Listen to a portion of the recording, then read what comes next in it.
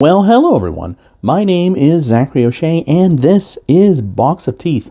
I'm gearing up to run a Ravenloft campaign in 5th edition for my teenage child and friends. Super excited about it. I'm just coming up with a couple of base monsters, and I'm going to share one of them with you right now. The adventures I intend to run will be in Mordant, which is the Ravenloft domain of the Haunted. It's basically the English-style ghost stories and the like, which I'm pretty excited about. It's one of my favorite genres. I intend to have it focused around the Sigil Lakes, which is a region that is beset by ghostly animals after some druids who went to go mess with the Sigil Lakes disappeared. Now, I'm going to have kind of the base camp be an old lodge that is abandoned that used to be run by nobles that is now also haunted. So there's a mystery there for the heroes to unravel.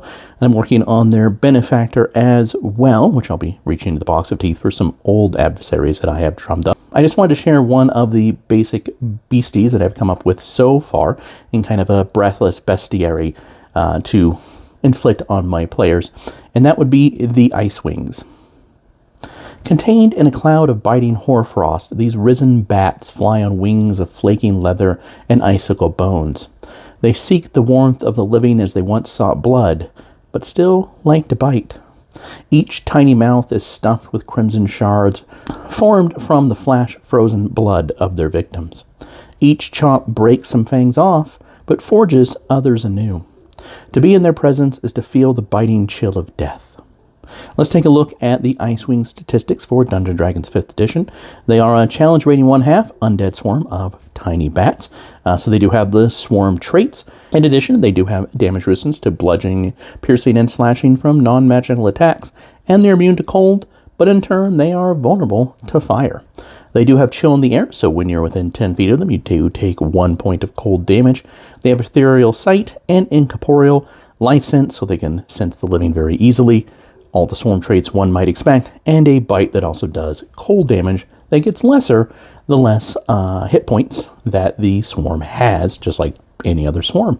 It's nice, it's basic, it's a good way to kind of introduce some low-level characters and new players to kind of a unique bit of undead. I'll be mixing in some standard ones as well, skeletons, specters, that sort of stuff. But again, pretty excited. I will be fleshing out this Breathless Bestiary over the next couple of weeks before Game 1 begins, and probably a little bit into it. Session 0 should be this weekend. Fingers crossed. Holidays always mess everything up, though, so we'll see.